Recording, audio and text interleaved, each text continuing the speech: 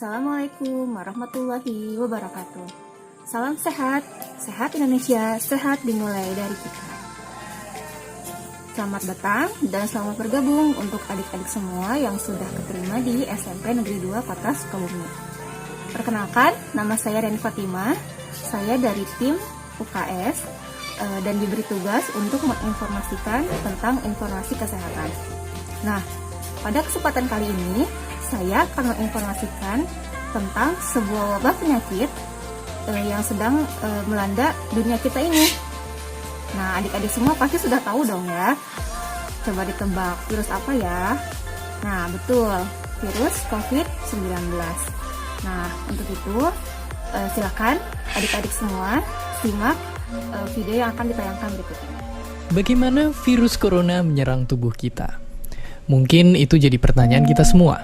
Kita udah tahu gimana virus corona udah menginfeksi 1 juta orang di seluruh dunia sampai saat ini. Tapi yang mungkin belum banyak kita tahu, sebenarnya gimana sih virus ini nyerang tubuh kita?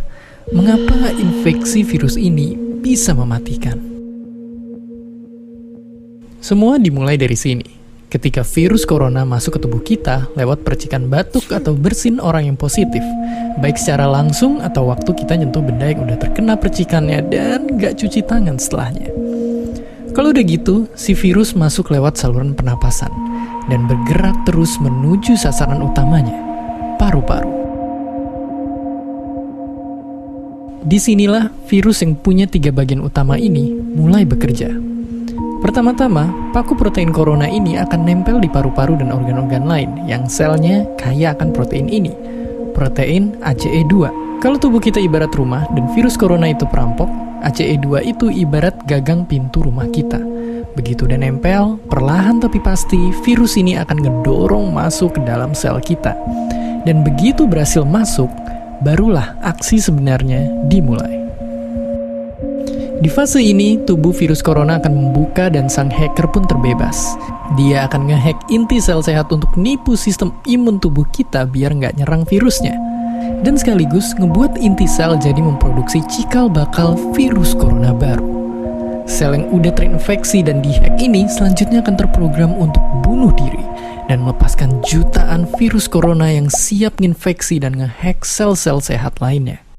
Ya, awalnya mungkin kita cuma kemasukan virus corona yang jumlahnya dikit, tapi dalam hitungan hari aja udah akan ada jutaan sampai miliaran virus corona baru, bikin paru-paru kita dipenuhi oleh mereka. Tapi ternyata, mimpi buruknya ada setelah ini. Ya, ketika virusnya udah menuhin paru-paru kita, sistem imun kita bakalan ngerespon ibarat polisi dan tentara yang meluncur ke tempat kejadian perkara. Tapi inilah yang bikin ngeri. Di sini, virus corona jadi penipu ulung yang bisa ngakalin sistem imun kita.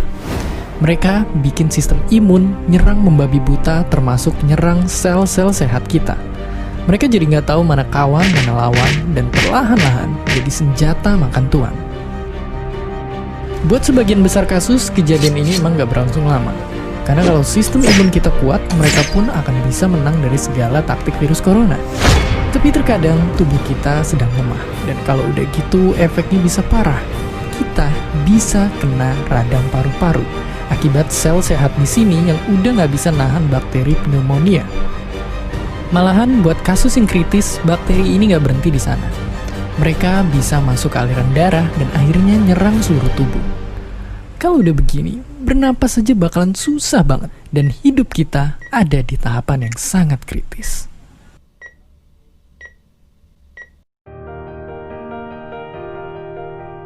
Ya, mungkin dengar fakta-fakta barusan bikin kita takut dan khawatir. Tapi ingat, kita pun punya cara buat memperkuat daya tahan tubuh kita. Makan makanan bergizi. Ya, bukan lagi sekedar 4 sehat 5 sempurna, tapi ikutilah pedoman gizi seimbang yang bisa ningkatin imun tubuh kita. Virus corona bisa parah kalau kita emang sakit. Tapi kalau tubuh kita sehat, kita punya harapan untuk bertahan. Dan seperti biasa, terima kasih. Informasi tentang COVID-19 tadi pasti sudah sangat jelas kan? Nah, oleh karena itu, adik-adik semua harus bisa menjaga kesehatan masing-masing dengan cara yang pertama, cuci tangan dengan sabun dan air mengalir, atau jika tidak ada air mengalir, bisa digunakan hand sanitizer. Yang keduanya, selalu gunakan masker, wajib ya. Dan yang ketiga, selalu menjaga jarak. Nah, jadi informasi tentang COVID-19 tadi cukup sekian. Terima kasih atas segala perhatiannya. Wassalamualaikum warahmatullahi wabarakatuh.